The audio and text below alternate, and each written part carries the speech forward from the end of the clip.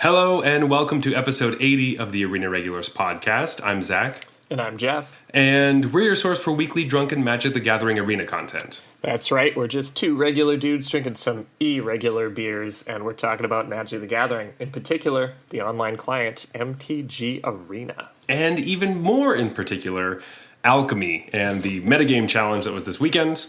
So we're going to talk a bit about the constructed metagame as well as, we had some Alchemy Limited. So we'll get into that. But first, each week we both bring a beer. We drink Jeff's, then drink mine, rate them on a scale of bronze to mythic, and choose the best for last. Except for this week, they're both beers that I brought. And I am torturing Jeff into having to drink these things that I have brought. But Jeff, which one are you bringing? What's on tap for you? You tell us about this beer. All right, I'm repping this one, I guess. So this one is Tarta de Queso, which I'm pretty sure is like I don't know if this is actually how they would say cheesecake in Spanish. It sounds like it might be one of those like direct English Google Translate kind of things, because I'm pretty sure that's like cake of cheese. But maybe that's actually what you call a cheesecake in Spanish. It's from Barbarian Brewing, and it's a dessert Berliner Weiss with raspberry, cheesecake, vanilla, and lactose. And it's a collaboration with Baskeland Brewing, and this thing is 8.5%. Yep. Oops. We got some more heavy beers this week. We just, we like them. We like them big. We like them chunky here. Anyway, this brewery, Barbarian, is one that I went to when I was in Idaho last week. So that's where I was, seeing my family. And it was not my first or second choice, but maybe my third choice of breweries that I went to. And I ended up liking their stuff. So I'm excited to see what Jeff thinks of this beer in particular. But of course, I have to choose the funkiest one. Why is it always pink, man? Every beer you give me is pink. I do appreciate that this, right on the can, I guess it's their motto, Old World Style, New World Flavor, which I like that idea. I think that's great.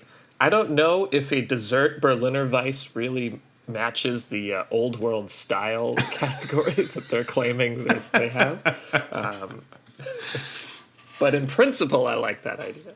Yeah, it's a nice idea. But anyway, I'm just really excited to see what you're thinking about these. But anyway, let's get into some Magic news. Last week, we had a B&R announcement, banned and restricted announcement. It was Winota Joiner of Forces is now banned in Pioneer, which means it's going to be banned at Explorer forever. So anyone who was hoping that it would come back, is sad that it's just never coming back. So that whole thing they were talking about earlier where it's soft banned and then it will be unbanned with Dominaria United. Nope, just banned forever. As well as Expressive Iteration is banned in Pioneer and Explorer. About time. Yeah, fuck that card. Yeah.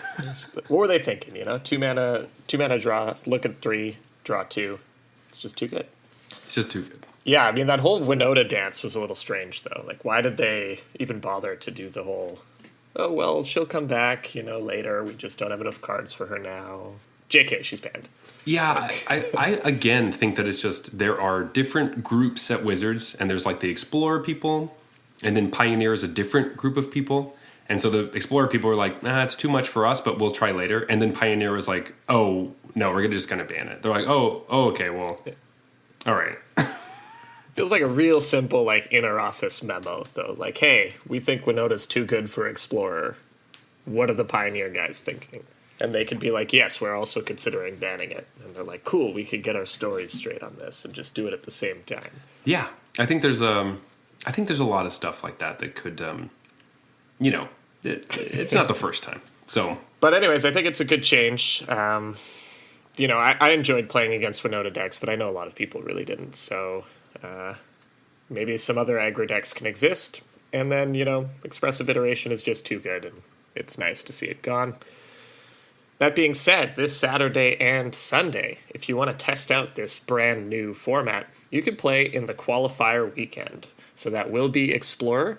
And as always, there's a best of 3 play-in event right before. So that makes it Friday, June 17th is the play-in event. If you do well enough at that, you get to qualify for the qualifier weekend, which is the 18th, 19th. It's one of these 2 days events. They're super fun if you manage to qualify, and if you want to play some Explorer, I definitely recommend trying your hand at the Friday qualifier. Qualifier. The qualifier for the qualifier. Also, we had Alchemy Draft. I had mentioned it a little bit at the beginning of this episode, but there was the new Alchemy set had come out, and for the weekend, for 3 or 4 days, they were having a special Alchemy Draft event, and then they decided to extend it for over a week. Now, I was just wondering whether this was because so many people liked it that they wanted to be able to extend it so they could have even more fun, or they were like, oh, no, nobody's playing it. Let's just extend it to see if we can get some more money off of it through that. I'm going to decide that it was the first one because it actually was fun. I played it quite a few times, and I think it was a nice decision to have that and be like, oh, this seems like a fun way to collect some new cards. So we'll talk a little bit more about that later in the episode. But I saw some people playing it, so it could easily be the first one. Anyway, let's talk about some Constructed and the metagame challenge, because I believe we both played in it, trying to, farm some gold in some packs. That's another great way to get alchemy cards. Just more easy ways to get cards. I like it. I'm really all for that. Yeah, so these events are always great. Now, I don't want to lie to our listeners, Zach, so I do have to come clean here. I played in this event by accident. So I joined the event thinking it was an Explorer event.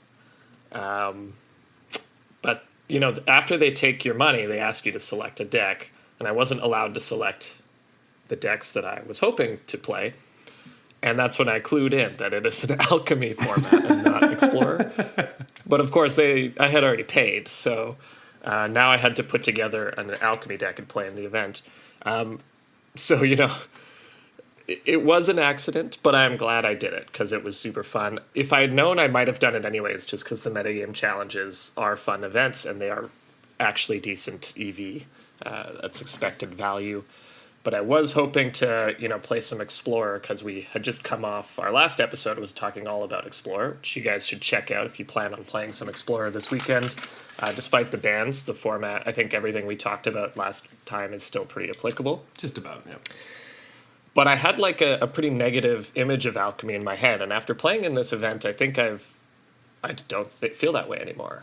I think the format with the recent additions just got a lot better, a lot more fun. Yeah, I definitely agree. Things that we had complained about before was black is way too powerful. Some of these discard cards like Undercity Plunder and a City Stalker Connoisseur were just taking over, and you couldn't play anything but them. And it seems like with Streets of New Capenna, they added cards that they didn't nerf the black ones, but they just made other colors busted too. So, or not completely busted, but there were much more viable decks and much more interesting things going on. And I also had a lot of fun. It was great. I played in it multiple times with varying degrees of success. So I was that's how they tend to go. Yeah. But you don't need to do that well to make it worth it in these, which is why I like them with why I say they're relatively high EV, because if you can manage to get a couple of wins, you're already not that disappointed. Yeah. And even if you get one, it costs 2,000 gold to join, which isn't very much. And then if you get one win, you get half of your entry fee back. So then you're after a couple wins, you get that and more. And it's also gold, so it doesn't really feel that bad. So yeah, these are always great events. All right, so you said you played in it a few different times. Yes. Were you always playing the same deck? Did you mix it up? Well, yes and no. So Jeff, tell us about the deck you were playing first. Okay. So obviously I was in panic mode. I guess I had time. You can choose you can spend as long as you want choosing your deck, but I felt like I was under the gun because I had come into this event with it's like showing up to the tournament with your modern deck and it's a standard tournament, and you're like, oh no, what am I going to do? That's kind of what I felt like with the digital version of that, because I was like all ready to play some Explorer. So I just took my standard deck that I have been having some fun with, which is like an old school style of sacrifice deck. Not this like more modern version with Anvil and all that, which I like too. But it's more of like a steal your stuff and sack them for value kind of deck. And I took that and I cut 4 cards and I replaced them with Sanguine Brushstroke and pretty much ran that. It worked fairly well. I think I either got 4 or 5 wins because there were a lot of creature decks that I was lucky enough to play against, and it's very, very strong against creature decks because you like steal their best creature, sack it to exile their other best creature. It's pretty difficult for like green-white to come back from that kind of thing. And so that's what I played. Like I said, I did decently.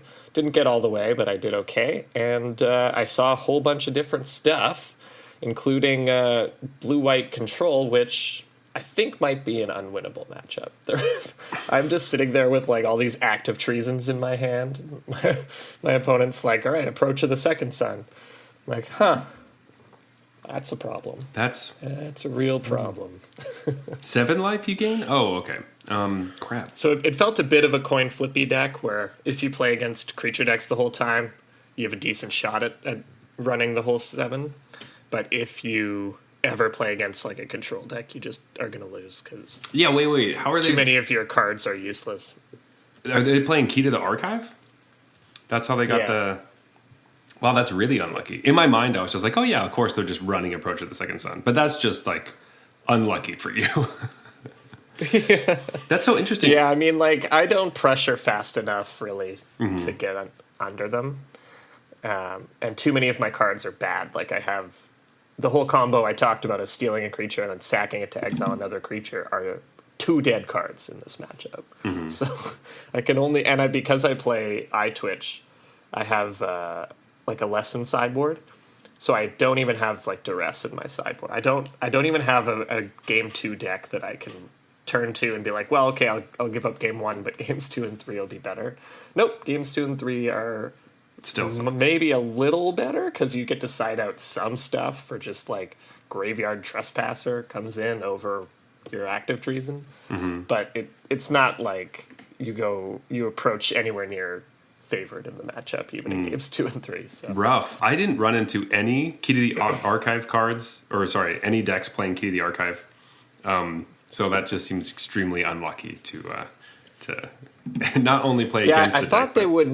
I thought it would be unlikely, but it happened. But luckily it didn't happen really early. Yeah, that is good. I asked to borrow your list because I needed a deck because I was playing Winota and I hadn't really played. Sorry, that's Explorer. I'm getting confused. We both get confused between Alchemy and Explorer. I'm getting so confused. I still didn't have a deck. I think the last time I was playing was really the Orzhov Adventure deck, and it didn't really seem like that was something anymore. So I asked to play your list, and I ended up going 1-1 as a quick out. Hey. I think it was mainly that I should have practiced a little bit more with it, and I wasn't prepared to like pilot it correctly. But I ended up losing to the first game I played was against like Prismari Draft Chaff, and I was like, "Ooh, okay." I could beat this. I was like, "All right, I can beat this." But then the second game was against the Esper Connive deck. That's like a Esper beatdown, and that came out swinging and was really rough. And so then I went and net decked that deck, and then took that for the rest of the metagame challenges. Nice, yeah. So I did play against that once and was very impressed with it. And that's like a total newcomer to the Alchemy metagame, as far as I know. So let's talk a little bit about that. But it's basically. Esper is already very good in Standard, right? Like Esper's one of the top Standard decks, maybe the best mid-range deck in Standard, in large part due to Raffine, but also, just a few other things. And Alchemy has just added Diviner of Fates, which is the Cephalid Wizard. It's like a 2/3 for Esper. on ETB it connives, and then the key thing is whenever you discard, you get to seek a card that shares a card type with one of the discarded cards. So anytime you connive, you get the counter without actually costing you a card, which is really good because, and it's not even like you loot. You actually, if you discard a creature, you get a creature back. Yes. And this deck has a lot of creatures, so this card is very strong. I didn't quite understand it when I read it the first time, and then actually playing against it, I was like, oh, wow, this is a nightmare, because yes, there's just, like, if I make you discard, which, remember, that was all that was going on in Alchemy before. City Stalker Connoisseur or Undercity Plunder, which this deck gets to play.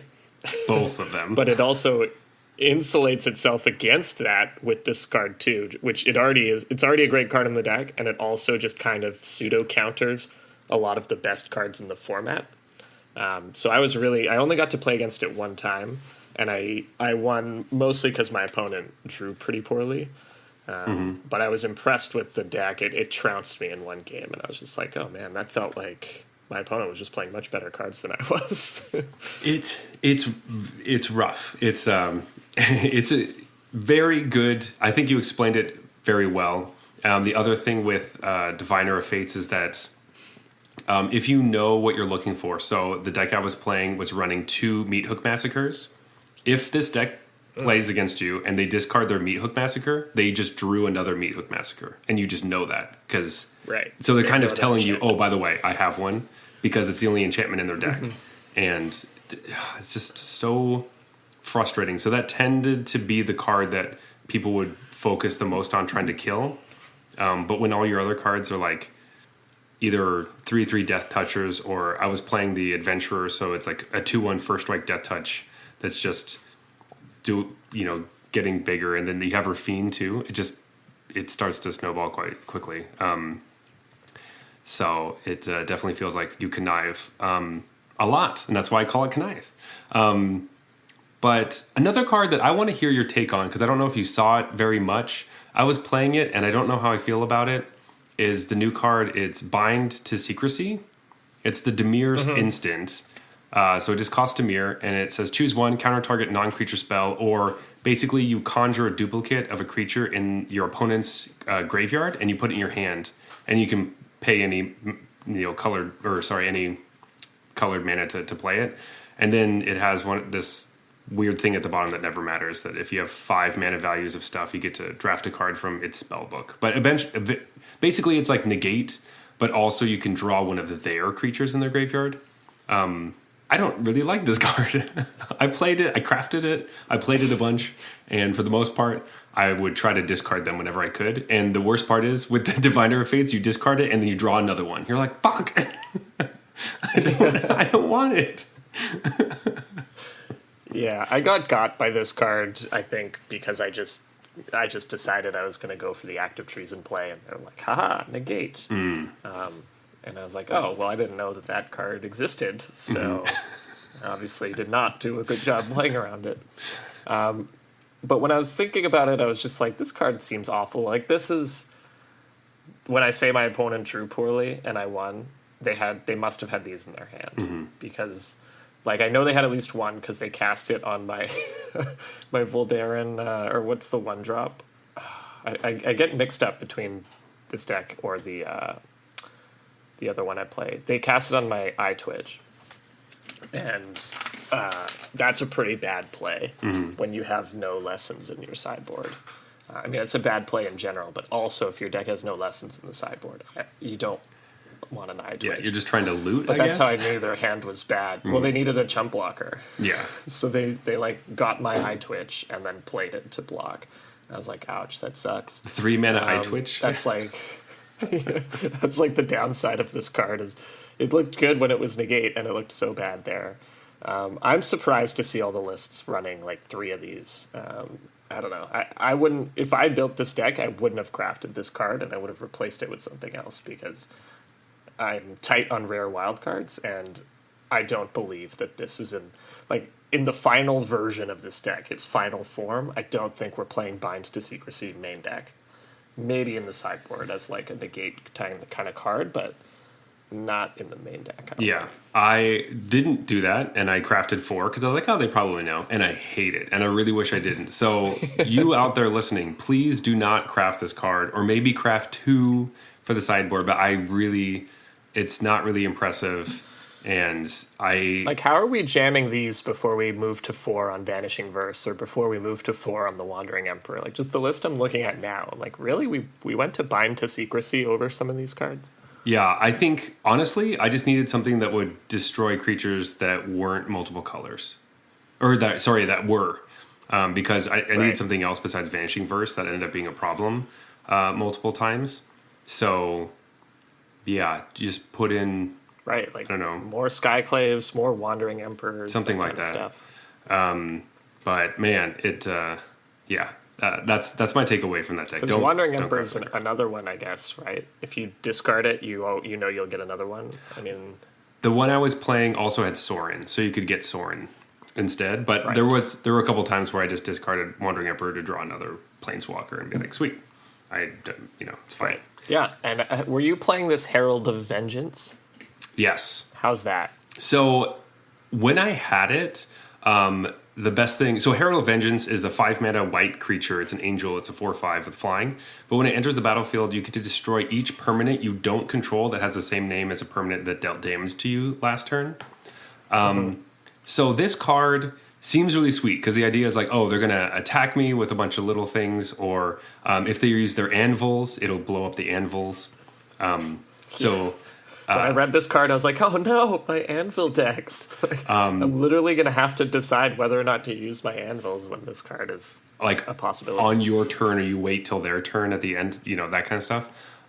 Which makes it hard because then you can't make your 1/1s with the anvil. But that's kind of what the card is for. Either that, or I guess I did run into mono white once, and it seemed like an okay card there.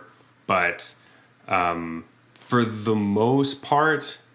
I just either didn't have time to play it, or I was in a position where they weren't attacking me. So it just ended up being a 4/5 flyer. Or I just never played it, and I ended up discarding it for a different creature. I think if there was more of an aggressive deck that had a lot of little 1/1s, but going into another deck that we're going to talk about soon, it doesn't help against this new beast that we have. Because when that deck starts rolling, you don't have a turn to do anything after it. It's already over. Yeah, I see some lists playing 4 Heralds, and I'm like, that has to be wrong. No. A 5. It's like a sorcery speed 5-drop, Yeah, it was a 1-of, and it could even be a sideboard 1-of, if that. So I think it's more of a meta-dependent. That's where I'd have it. Yeah, I think it's a meta-dependent card. If we get... It would be a nice attack if, Winota was in the format, which I keep thinking Explorer, but a deck like that where you're trying to attack every turn with a bunch of stuff, and then you just get to blow up half their board, that would be sweet. But no. So I think overall, though, I was pretty impressed with Esper. I think it's going to be pretty solid moving forward. I think the versions we're seeing right now are not their finalized versions. Few cards to trim, few cards to add. Mostly, I just want to see them play some more of the really good standard cards, the tried and true, and cut some of these more questionable alchemy cards. Let's get 4 Wandering Emperors in there. But I think it's going to be a definite player moving forward. Yeah, I actually think that you should keep the 2 or maybe do less, because the decks I was having problems with was actually the Sacrifice deck, the Anvil, and Wandering Emperor didn't do anything against all the brushstrokes that were killing me. So I think I needed more things would kill artifacts or things like that, or enchantments or anything that I would have like 2 Wandering Emperors and be like, so I can play this at instant speed and exile a 1/1. And I ended up getting in situations where I had to use it to attack with my own creature and then exile my own creature to pad my life total so I wouldn't die to the anvils the next turn or things like that. And those are the plays I was making. It was really rough. Yeah. I ended up winning one of those games, but it was really, really dicey. Well, one thing about Esper, though, is it sort of has the tools to attack whatever the metagame is. So if there's a lot of sacrifice and you trim on Wandering Emperor, I guess which cards have to come in will depend on what's doing well at the time. Yeah. But with that being said, that sacrifice deck was the one that brought me down every time. When I was going for the 7-0, that was the deck that beat me. So, go sacrifice. Woohoo! yeah, I have there's something in me that's like, oh, I'm kind of so annoying. Oh, you drew your 4th brushstroke? Really? After I killed all the other stupid things? Okay. Yeah, because they don't attack with their Blood Artist. Why would they? So I can never kill it. Anyway, we should move on to the Boogeyman, I guess. The deck that bans are being called for because it's Magic players and new cards. Yeah. Love it. Yeah, we don't even get we don't even get hours to respond to a deck before bans are called out.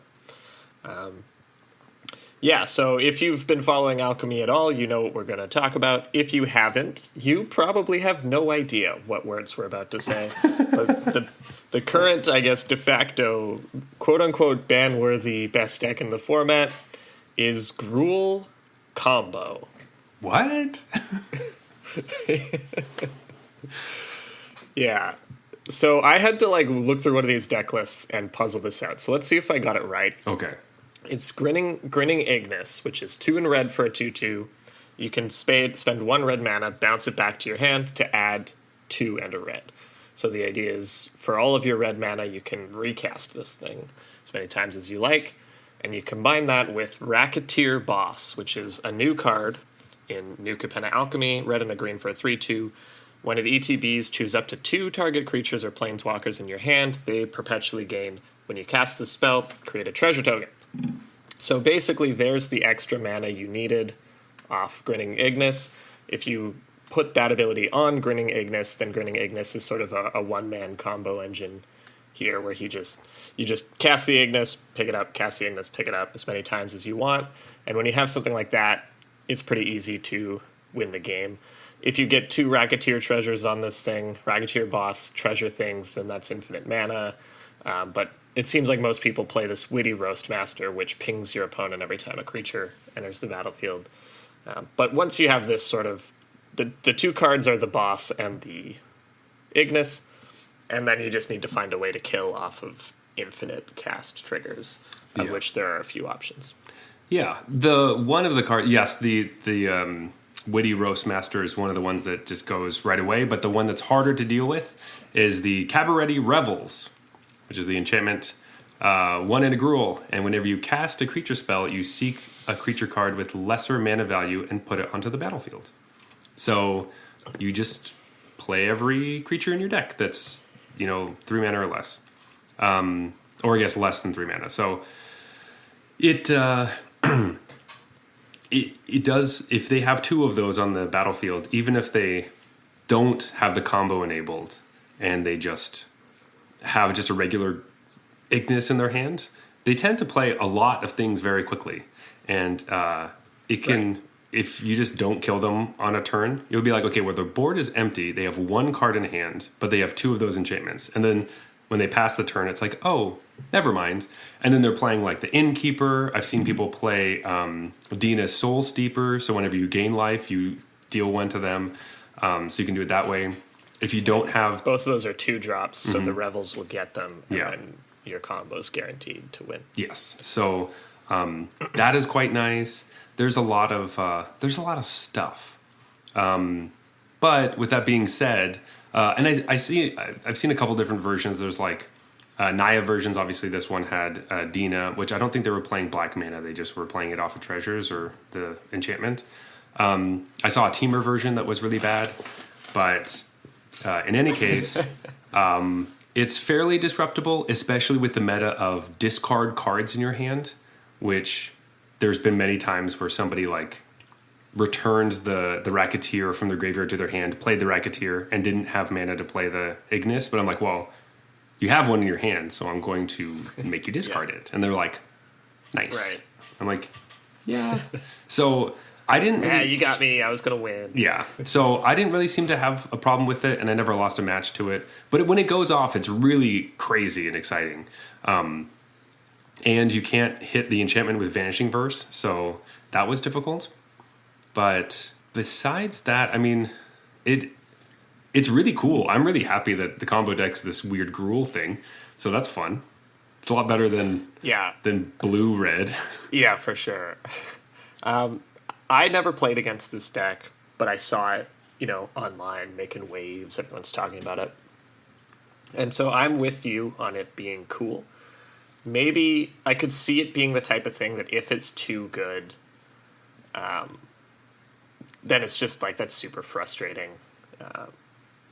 If it's the type of thing where you just feel like there's nothing you can do and you're just going to lose, that's always a bummer.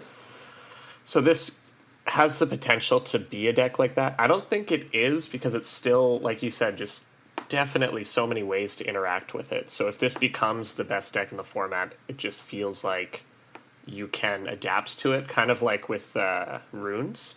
Mm-hmm. Where runes will pop back up every once in a while and smoke everyone, because it's probably the most powerful deck.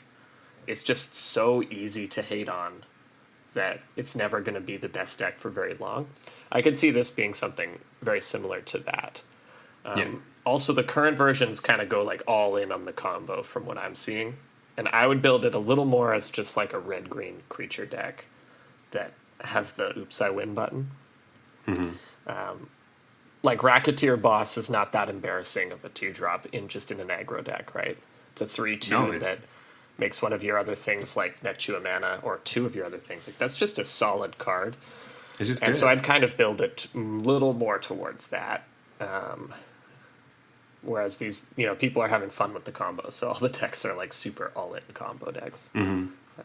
But yeah, I'm with you. Like, Gruul creature combo is a cool deck to have around. And so as long as it's not too good, I'm happy to have this stick around. Yeah, I'm excited to see how they build more of it, like you were saying. And I think, having maybe a couple copies of the combo in your deck, but the rest of it is just beatdowns, sounds awesome. Because Cabaret Revels is still good, even if you're not abusing it. So, I mean, taking turn 3 off is a little rough, but no, I think it seems cool. Yeah, let's see more versions of this. No need to ban it. I think, we'll be fine. I mean, it's alchemy, right? So they could nerf it. That's true. Yeah, that's right. They won't ban anything. They'll nerf one of the cards. Probably not Grinning Ignis, but one of the other cards. I see people saying they have to add like once per turn to Racketeer Boss. Mm-hmm. I'm not even sure if that works. I don't know what the rules are for alchemy cards, but like in the traditional rules of the game, that doesn't work, because Grinning Ignis like comes back to your hand, And then there's a new... and then you would the game would forget that it was the one that did it last time. Mm-hmm. We can track stuff like that with digital only. It just depends exactly what they want to do, because usually digital only effects are like obviously digital only, and this would kind of be an instance of, all right, well, with certain paper cards that'll work differently, and with certain digital only cards it works like this. Yeah. No, all they have to do is, if they want to nerf this card on Racketeer Boss, they say you create a treasure token that's tapped, and then you're done. I think that's what they would do. Yeah, that makes more sense. Because it's so much easier, and there's like less text, and then you're like, it still does the thing, but not really on the same turn.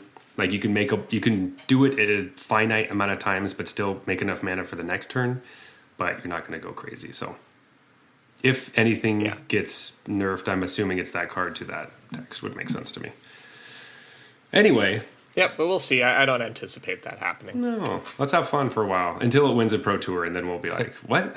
Actually, I don't think they're going to do Pro Tours in Alchemy anyway. We will have to see. Somebody, if you know a card that will abuse this even worse that's coming out in Baldur's Gate, tell us. Find us online at Arena Regulars and tell us what that card is. But for the time being, it seems fun. I don't know. I like it. Yeah, let people do their thing. Yeah, I'll probably... Like, Grinning Ignis is such a bad card, so it's like, whenever the combo involves bad cards, I'm always a little hesitant to say it can possibly be too good. Like, part of the problem with Splinter Twin was that the cards that combo with Splinter Twin are totally acceptable cards. Mm-hmm. Like, they flash in, there were a lot of games where you just won with Pestermite. And so if they can get this green-red deck to a place where it's a totally reasonable aggro deck, that just also can just win the game if it's in a tough spot. That's when you have to start asking yourself if the deck's too good. But right now it seems too disruptible, too all in on like a singular game plan to really, have that be where we're at. Yeah, absolutely. So, yeah. Besides that, those seem to be the main 3 decks that were around. I saw some other old outliers like Gruul Werewolves and some mono white aggro. You said you saw Azorius Control, but is there anything else that seemed to be new or exciting, or can we kind of cover those ones? As far as like new, yeah, I think those are the new ones.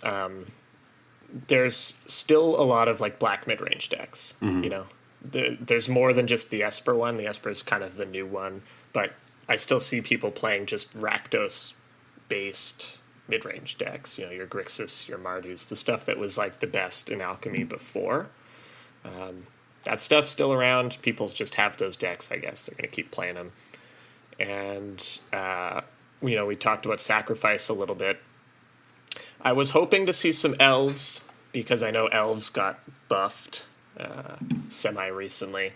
I was hoping that was enough to make them playable, but I have seen no Elves. So. Yeah, so I think it's really just, mid-range and then the combo deck that we talked about. And then, yeah, I guess you're right. Probably Werewolves is an aggro deck of choice, or maybe mono white. Yeah. So, yeah, with that, pick one of those or make your own. I did have a lot of fun with the Esper list, so find one of those. But probably whatever you're playing right now, if it was meta recently, still feels pretty strong. Or as long as there's black in it, then you're... That's right, which if you were playing before, I'm sure you were playing black. So there you go. Yeah. But yeah, Jeff, are you ready for a beer break? I sure am. All right, let's go. This beer break is brought to you by our patrons over on Patreon. That's right. You're already supporting the show just by listening. But if you want to support the show even more, Patreon's the best way to do that. And when you become a patron, you get an exclusive invite to our after party, which is a mini episode recorded immediately after this one, and we talk about some other stuff. Plus, you get to vote on your favorite co-host by, buying me a beer. Or buying me a beer. So go to patreon.com/arenaregulars to vote on your favorite host.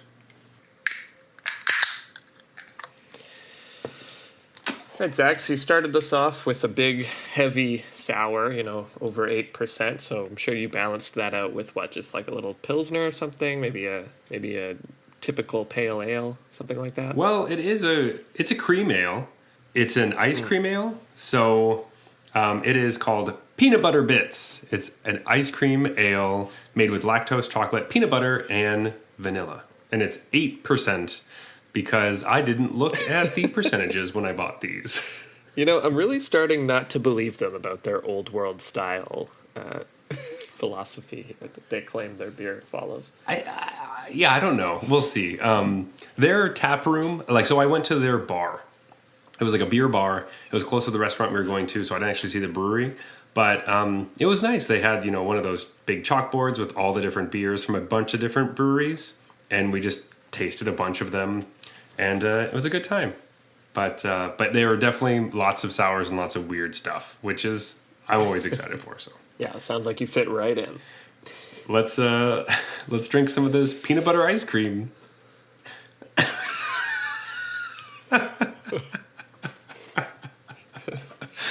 Oh boy. Dude, speaking of traumatic pranks, I feel like this beer is a traumatic prank. It's a little bit. Anyway, we're going to talk a little bit about Limited, which was with arena cards. So this will be kind of a little bit more loose because obviously it's a limited format that we've already talked about. And we added like 30 cards to the format. But ultimately, it's our first time being able to look at a limited format and see how they tried to change it / make it more balanced. Whether that was their actual design philosophy behind some of these cards, I'm doubting that that's really what it was, of course. But it did seem interesting because we do have a limited format that seems fairly imbalanced. Brokers is very strong, while all the other colors seem to be not as strong. And we got to add some busted non-brokers cards to the draft formats, which is cool. So just a reminder, when this event was happening, you would draft just a regular Streets of New Capenna, but one of the common cards would be turned into a alchemy card of any rarity. So, of course, the mythics are being shown less often than the rares, and then the uncommons, of course. So you'd see a lot of these uncommons over and over again and all that stuff. But I personally, and I've already talked about this a little bit, I think it did help. It did make the draft format much different, and made other archetypes more viable. And specifically, the one you were talking about, which is Traumatic Prank, is a active treason effect. And it's exactly what I think that the black-red sacrifice deck needed in the format was more active treasons, because the one they had wasn't very good, also uncommon. And this one is uncommon, but it's cheaper and better. So yeah, so I really liked the design of this card the moment I saw it, because it actually feels like an active treason where you can actually cast this. And okay, so there are 2 times you cast an active treason. One, in limited. One, you're going to win the game right now from stealing that creature. Or 2, you have a sacrifice outlet. So you are going to steal the creature, get some sort of advantage, like get some damage in and then get some sort of advantage from your sacrifice outlet. This one feels like something I might actually cast in the mid-game out of my aggro deck as a way of getting in some damage, but also then removing a blocker. And then also it's going to do a bit more damage than just the initial burst that most active treasons get you. Like, this seems like a legitimately good card on its own in an aggressive strategy. yeah. So what he's talking about is that Traumatic Prank is 2 and a red for a sorcery. You get to gain control of target creature, untap it, it gains haste. It perpetually gains haste, and this creature can't block, and at the beginning of your upkeep, this creature deals 1 damage to you. So some of those things, I, as the Magic player that I am, read the first 2 lines and thought, I know what this does. I don't really care about the rest of that. Whatever. Yeah, active treason's seen it before. Something about can't block, something about deals 1 damage, whatever. It doesn't matter. No one's going to play this, in my mind. Turns out they did, and I did not have a good time playing against this card. Like, in an aggro deck, this is a supercharged removal spell. Mm-hmm. Like, this is... Because they don't care... Aggro decks generally don't care if you can still attack with your creature. They play removal spells to get rid of blockers, which this does. But it also does a bunch of damage. Like, we're talking, like, destroy target creature, deal 5 is sort of how this card reads if you are poised to take advantage of that.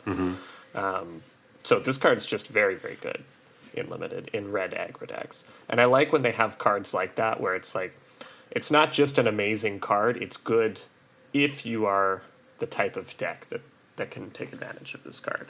Yeah. And now, I don't want to say that the format was completely warped by this, but it definitely opened up the black-red archetype to be a lot stronger. And I saw many more body dropper decks or decks that could sacrifice things and do that. So most of the time, usually by the time that they play this or either this or the other active treason, the rest of the text didn't super matter because I was kind of dead next turn anyway. But having access to more of that and more tools was really good for them. I was happy. I was like, yay, more decks that seem like they're actually good. I know people have been trying to say that Vakdos Sacrifice was good before that, but I don't think so. It wasn't.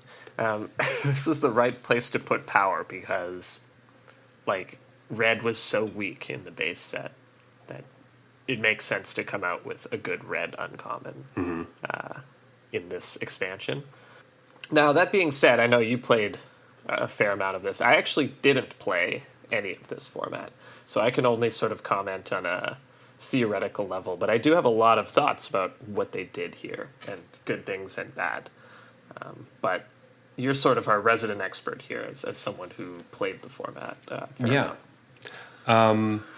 Yes, so I played a good amount of it, and I don't know, it's difficult because I don't know how many people are actually really into it as I was, so the power level, or I guess the skill level of players, what I don't know about that, as well as I myself included, you get drawn to the new cards you haven't played with before, and it can skew your picks a little bit. So you're like, oh, I will play this card that seems like it might not be that great, but like it's new and I don't know what it is, and I'm really taking it from my Alchemy Constructed collection. So you're doing that. But something that I did notice that ended up being really frustrating is that at Rare, they did decide that there are 3 new cards, and they're in Obscura colors. So there's a white one, a black one, and a blue-black one. And they're all like 4 mana or 5 mana, 4/5 flying creatures, which was like, it didn't matter the other parts of the text. It was just a 4/5 flyer that was really difficult to deal with because a lot of the removal didn't kill it. And it was like, what the fuck? And there were a couple of games where, I had to figure out how to deal with one, and then I had another one come down. I'm like, are you fucking kidding me? Flyers are already hard enough to deal with. Why are you making them 4/5s? Why is everything a 4/5? Yeah. Jeez. Yeah, I didn't notice that. That's hilarious, though. I know. So you're talking about Herald of Vengeance, Graven Archfiend, and Syndicate Recruiter. Yes. And it's worth noting, just to like quickly comment on the structure again, like we explained how it works, but you have to think about it a little bit. Like these rares will show up more than a typical rare, right? Because it's in a slot of like 30, whereas a typical rare is in a slot one of more than 30. Mm-hmm. So like having these ones be sort of, all 3 of them be in this thing, but you're talking like, I know the uncommons are slightly more likely than rares or whatever, but we're still talking pretty close to like 1 in 10 that one of those 3 will get open, like 3 out of 30. We're pushing 1 in 10 on that, so there's just a lot of 4/5 flyers. Like, you're pretty likely to have 1 or 2 at every draft table. Mm-hmm. The other thing is like replacing a common with at least an uncommon, but maybe a rare or mythic rare. Like every pack will have at least 1 upgraded common. That really juices the power level of the format. Like every pack just has an extra uncommon. Even if it were just that would be a huge bump. But the fact that it could also be a rare or mythic just really means we're talking about a higher powered draft format. Yeah. It did harken back a little bit to Strixhaven, where you're getting some of these like mystical archive cards that are powerful. Mm-hmm. Sometimes they're amazing. Sometimes they're like not as exciting. But it did seem to be some of these random things. Even back to like... what was it? Amonkhet Remastered, where we had some just random cards that weren't even part of any part of that block. It was like, yeah, and then sometimes you get this other card. But, doing draft formats where you have extra rares or all that stuff tends to... Remember that format had so many wraths in it. It's just like, it had like 7 wraths or something. Yeah. It's like, okay, just always, your opponent probably has a wrath. Just don't play into it. Yeah. Or freaking Hornet Queen. That I guess maybe that's why they added more wraths. I don't know. Anyway. Yeah. Very interesting. But kind of through all of it, I mean, for the most part, you can look through the cards. A lot of them people have tried to play in Constructed, which is fun. I did have a good deck with Rope Line Attendant, which it was just playing white-green, which is already strong. So then having Rope Line Attendant is like the Celestia 2/2, that when it enters the battlefield, each creature in your hand perpetually gains when it enters the battlefield. You get a 1/1, which was awesome because then you're just like, and then, yeah, which I had a lot of fun. Especially the flavor of this card. I looked at it for a while, trying to figure out exactly.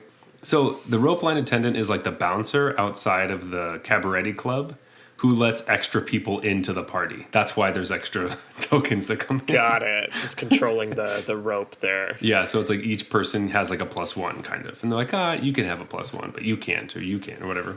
I thought that was funny, because you don't... Only letting in 1/1 citizens. Yeah, only 1/1 citizens. But, yeah, I think, like, overall, I thought this was a lot of fun. Having, like...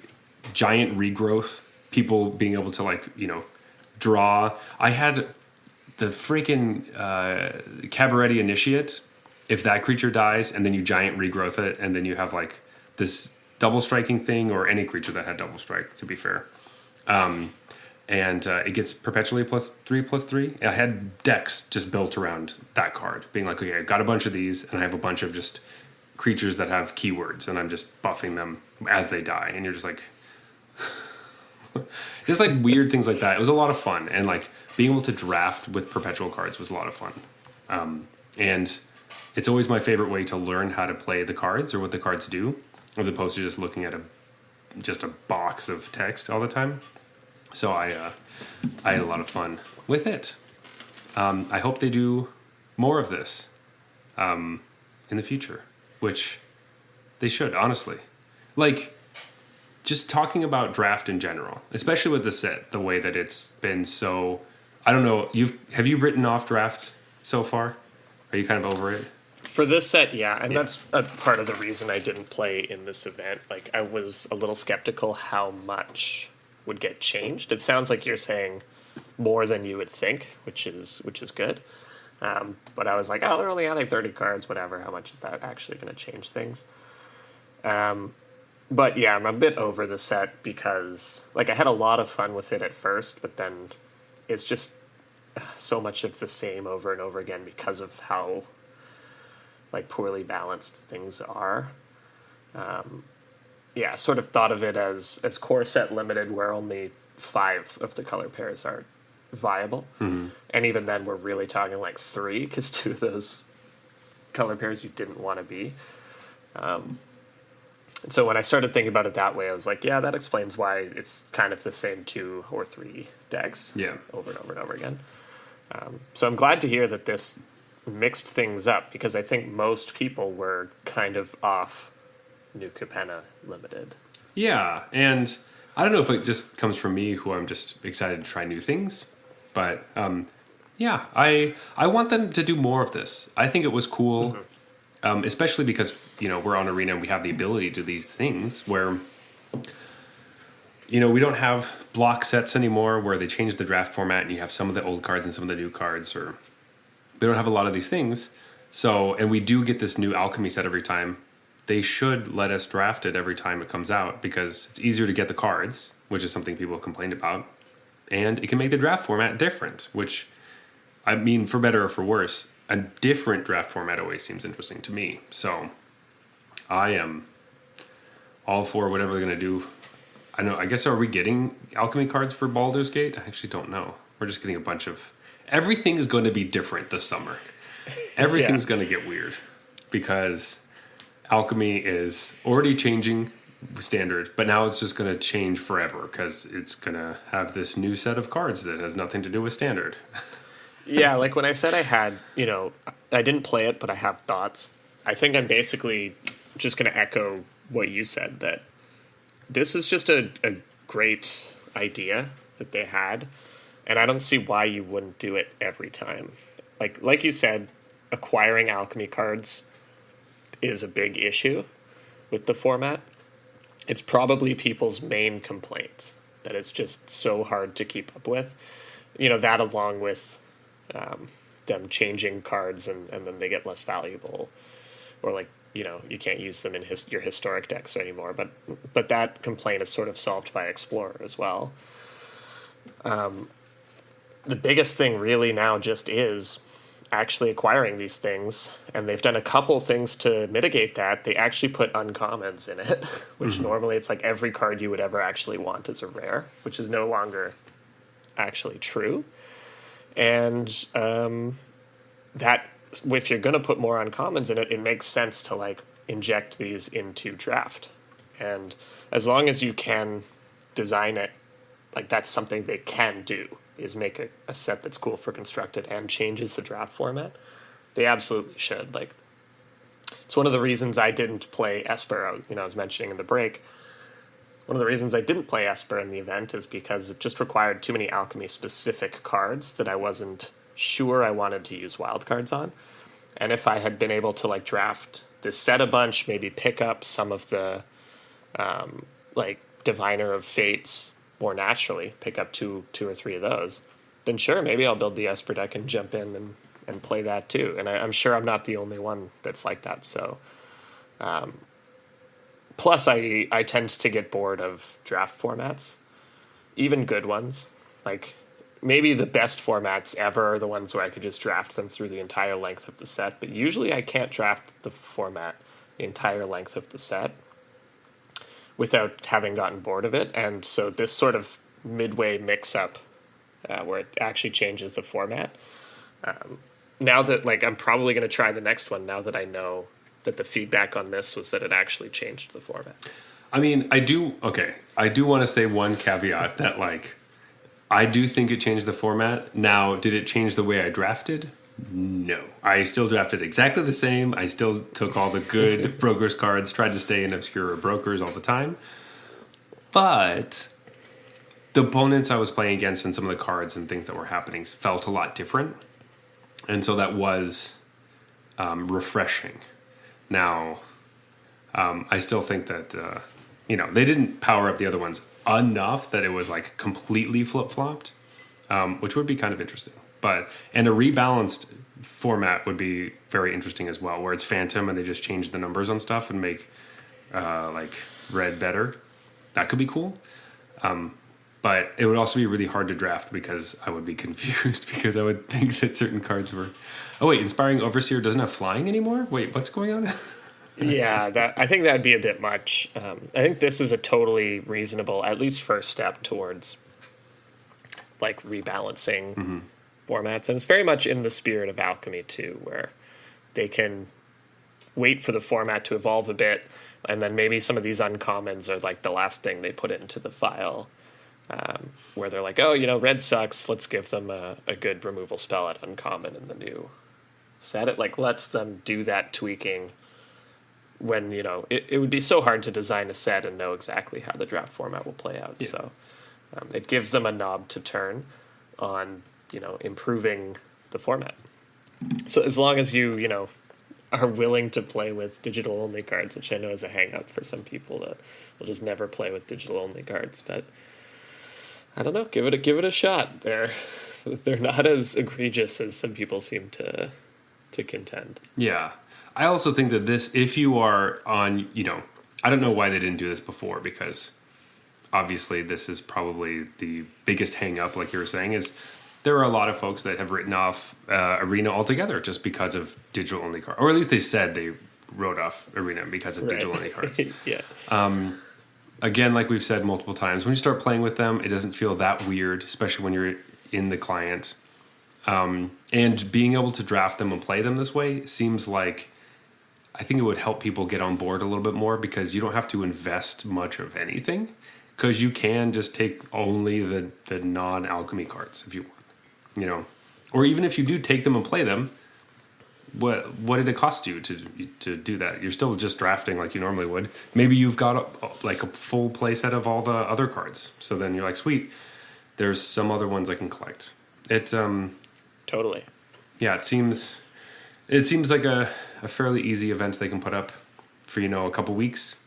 And it would be something I would look forward to every time. So nice. You got to give out props when you can, because sometimes you get annoyed and things are frustrating. But hey, good job, Wizards. We draft alchemy cards and you banned expressive iteration. Sweet. Yeah, everything's looking good. Everything's looking good. And just a comment on some of the, just as I was thinking about it as we looked through these cards, just to comment on the whole digital-only cards thing. I think what some people should try to, keep in mind or put into perspective is that the way a lot of Magic cards work is weird.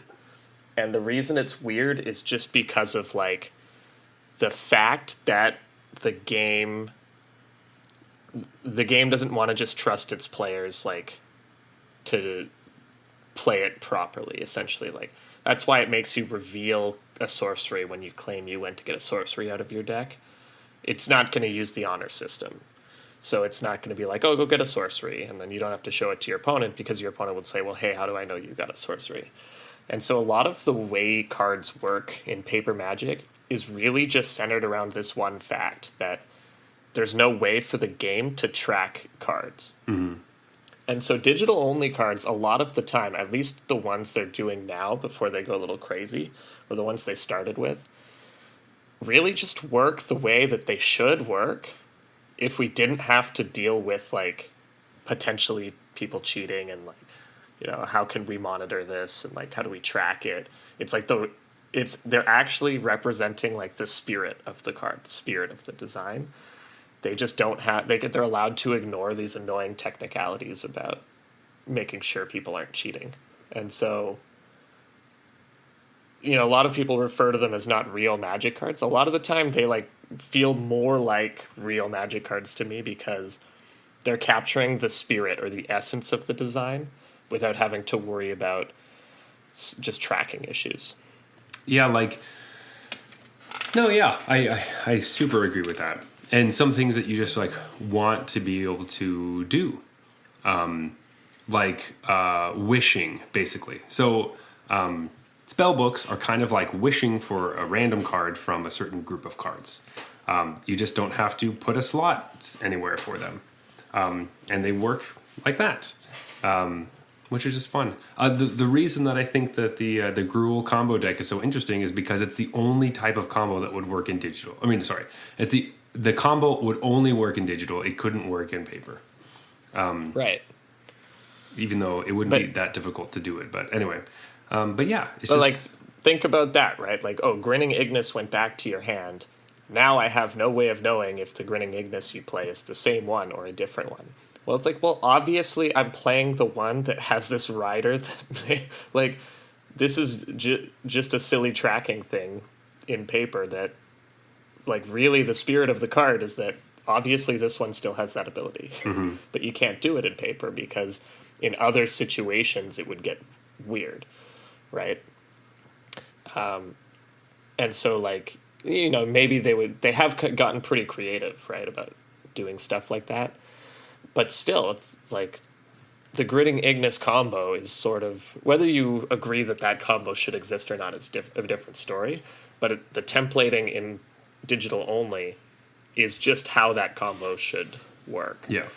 If they were to make that combo exist in paper, there would be all these extra steps they'd have to go through. Because the Ignis is going back to your hand, becoming a new game object every time because you can't track it. Because you don't get to see your opponent's hand. That's kind of silly. So they've developed all these rules and counters and ways to get around tracking stuff. But really, it should just work the obvious way that it should work, which is how it works online. Yeah. Or even Traumatic Prank. They would never print that because it involves adding 2 lines of text to a creature, which is just a lot to track in paper. It's not even something they couldn't print. It's just you're going to have to now remember that card, which doesn't say these things, is supposed to say those things. And, if you have a bunch of creatures, a bunch of them die, which one was the one that got Traumatic Pranked? And this Arming Gala, which is the 5-mana Celestia enchantment that at the beginning of your end step, creatures you control, creature cards in your hand, library, and graveyard perpetually get +1/+1, which is obviously something you can't do in paper, but also just super weird and crazy. And it convokes something. It's like this pass the torch, this red instant for it's this card, I swear, just for fun, just for the lols. It feels like, because it's 1 in red. It says pass the torch deals 2 damage to any target. Then you choose a creature card in your hand. It perpetually gains whenever this creature deals combat damage to a player. You may cast target card named pass the torch from your graveyard without paying its mana cost. If you do, this creature loses this ability. So you just have all your creatures shoot something and then throw it to somebody else, and they shoot something and then you throw it to somebody else, and you just keep doing that. And that's hilarious design. I feel like somebody just had the flavor idea for this card and was like, yeah, we got to make it. Yeah, because it doesn't seem extremely good, but it seems fun. No, it's definitely not that good. Yeah. And that's what I want to, approach most things from. Wow, look at all the fun things you can do that we wouldn't have been able to do. It's the same with, obviously, any new mechanic we get. And I don't know, this is turning into another preach fest of us talking about things that we just may be happy about, stuff that you could be happy about. What's wrong with that? You can't talk about Alchemy without talking about digital-only cards. It's true, because that's really the big thing. And now that's really going to be the big thing, because it's going to be nothing like Standard. So I guess it'll still rotate, or maybe it won't be. I don't really understand. But because I mentioned this earlier, but the next set we're getting for Arena is like Alchemy and Historic only. So it's all the Baldur's Gate Commander cards. So we're going to be playing some Commander cards, and we'll just see. This summer's crazy summer. We're going to see what happens, but I'll start out in Explorer, and we'll see what happens from there. Perfect. I'm going to be drafting, so then we'll meet in the middle. That's right. Yeah, but overall, I think this was a really successful experiment from what I'm reading. Like, I think people did like this, at least to some extent. And I don't see any reason not to do it. Like, the only thing I can see is, maybe they're concerned of splitting the limited players. Like, my question is, why can't you just offer both the original limited format and this one once Alchemy drops? Sort of like how you have both Standard and Alchemy, right? I guess they might be concerned about splitting the limited community. They have the numbers on that, so they'll be able to figure out if that would do that. But other than that, I can't think of a reason not to just always have this be a thing, where the new Alchemy cards come out and we get to draft with them. Yeah, seems like a lot of fun to me. I'm on board. I'll be there. I'll be queuing up. So please do it again. As always, collecting your cards through drafting is the best way to do it. So give me more ways to collect cards through drafting. Thank you. And more cards to collect. Yeah. All right. We sufficiently talked about Alchemy, I think, and through all this, yeah, I think Alchemy feels better. We were pretty down on it for a while, and they didn't necessarily fix the things that we were worried about, but they just added more stuff, like I kind of alluded to before, and it feels fun again. I don't know. I enjoyed it. I'm enjoying it. I'll probably keep playing this Esper list, so I'll just get beat up on by stupid Rakdos decks, but woohoo, go Rakdos. But anyway, Jeff, I think it's time for last call. So, yeah, it's time to rate these beers, pick which one was our favorite. But first, of course, we have to talk about our rating system. So here on the Arena Regulars, we rate beers on the scale of bronze to mythic, just like the tiers in Arena. Look at that. But, of course, this has nothing to do with whichever tier you are in currently. It's just a fun way to rate beers. We're not trying to put anyone down. With that being said, bronze beers are trash. They're horrible. We hate them. We pour them down the drain, and we cannot finish them. Yeah, silver beers are basically just uninteresting. Macro brews tend to fall into this category. Gold beers are fine, but you kind of forget about them, and, they're there. Platinum beers are good. They're solid. You'd drink this again. Diamond beers are exceptional. They are some of your favorites. You tell people to go to these places. You recommend them. They're the beers you bring to parties. And then Mythic are the best of the best. These are the beers you would recommend to anyone. You'd drive a little bit out of your way to get them. You might not bring them to parties because they're too good for them. They're for at home. Yeah, they're for at home and very close friend. Jeff, do you have a choice for this evening? I do. I think you have a very clear choice. Yes. It was not a difficult decision. Yeah, all right, here we go. 3. Oh, sorry, do you have your beer? Yes. 3, 2, 1. Tarta de queso. Fantastic. Yeah, let us talk about the beer we have both picked. The raspberry cheesecake dessert Berliner Weiss. Jeff, I want to hear your thoughts. Okay. I was pleasantly surprised with this one. First of all, it does taste like cheesecake to me. Like, when I poured it and I smelled it, I was like, that smells like cheesecake. And when I drank it, I also felt like I was getting cheesecake. It's always hard with these types of things because you're told the answer. It's not like I tried this and then it's like, what does it taste? Is that cheesecake? The can told me I'm supposed to taste cheesecake. So I always wonder with stuff like this if I would have noticed without the hint from the brewery of what it's supposed to taste like. But nevertheless, at least I do taste the cheesecake. It's not like when someone tells you there's something in it and then you don't eat. I'm not getting that at all. So that's good. Also, it was just like pretty tasty. It was well balanced, I would say. Like, it's definitely a dessert beer. It tastes like cheesecake. It has lactose in it, which you notice. Vanilla, sure. I guess I kind of got that. Raspberries, yeah, I mean, the thing's pink. But it was just like refreshing. It was, some of these dessert beers get really, really heavy. And you like take a sip and you're like, whoa, that's good. But it's like, it's, syrupy is not quite the right word, but like it's rich. Viscous, very rich. yeah. This, I didn't find that. This was a little closer to the Berliner Weiss side of things, where it's kind of airy and refreshing, but just tastes like cheesecake. Yeah. And cheesecake's my favorite dessert, so. Oh, I didn't know that. Well, look at, there you go. I agree. I really enjoyed this when I had it at the brewery. That's, of course, why I got it. And if anything, this time it tasted almost too sour. I remember it being much more cheesecakey, but I still think it comes through, and I, don't get a lot of that flavors in there.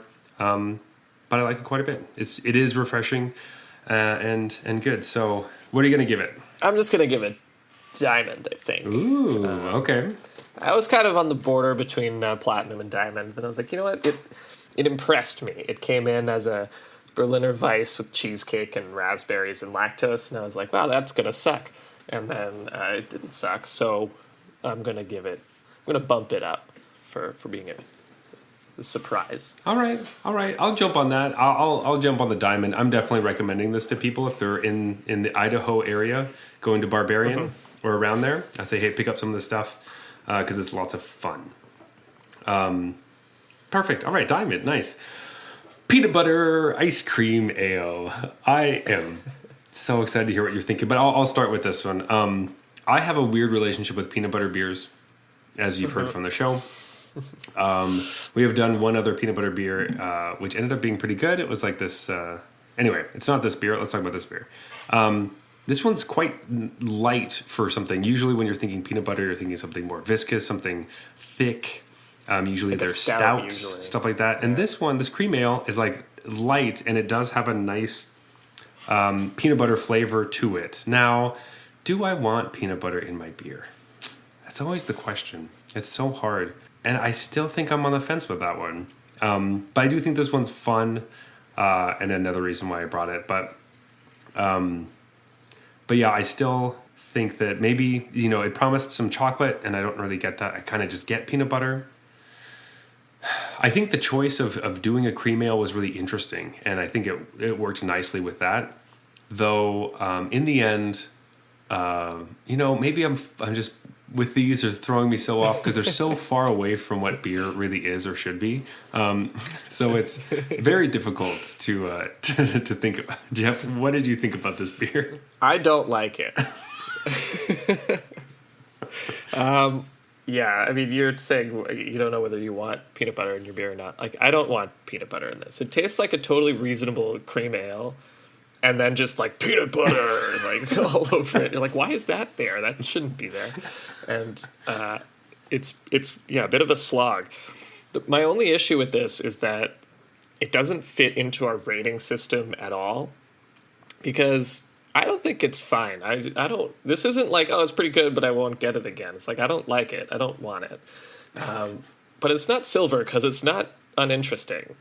It's not like nothing going on. It's a lot going on, and it's not bronze because it's not bronze.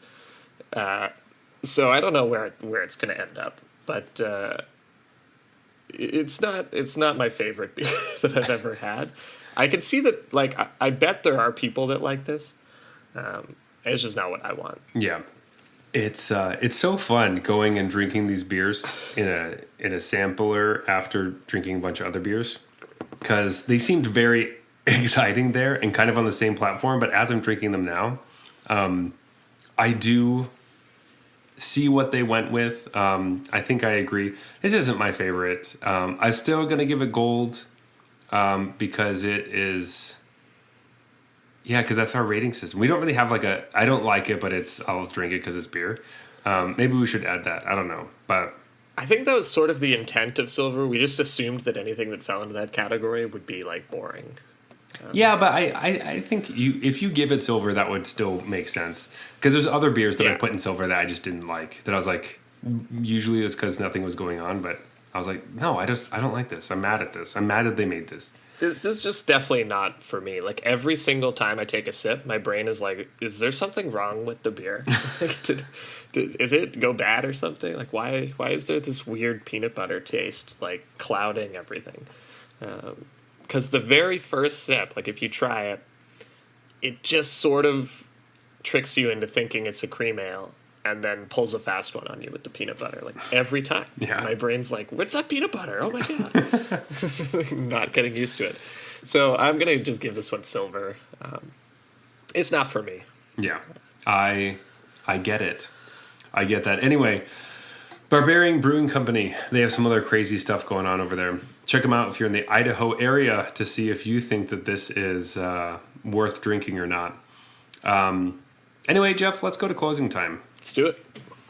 You can always reach us at Arena Regulars on Twitter, Instagram, and at our Discord server, Arena Regulars. Come check us out. Come hang out. Talk to us about your favorite decks, your favorite lists, your favorite beers, or I don't know, whatever you want to talk about. Just come hang out. Yeah, you might find us posting our own deck list there from some of the sweet, sweet games we played on Arena under the username Arena Regulars Podcast. You can find me personally on Arena and Twitter and Instagram at Zulberg. That is Zeulberg. But Jeff, where can they find you? I am on Twitter. I have Blues Brews MTG, BLUES MTG. But best place to find me is at our Discord. So go there. Because we check that often. Also, please leave us a review on our Discord. I'm just kidding. Do we even have a review? No, we don't have a review. That would be really weird. But no, you can leave us a review. Weird channel to add. We should get rid of that. Yeah, let's take it off. Go check out if we actually did that. But leave us a review on Apple Podcasts, iTunes. You can follow us on Spotify. Review us there. Go to our YouTube channel and leave a comment about how we talk too much about our Discord in this last segment. But anyway, we just would love to hear feedback, and we do just want to talk to everyone. So, hey. Send us your favorite deck list and tell me why whatever I'm playing is terrible, because it probably is. This has been the Arena Regulars. Reminding you that alchemy doesn't suck as much as you think it does. Good night.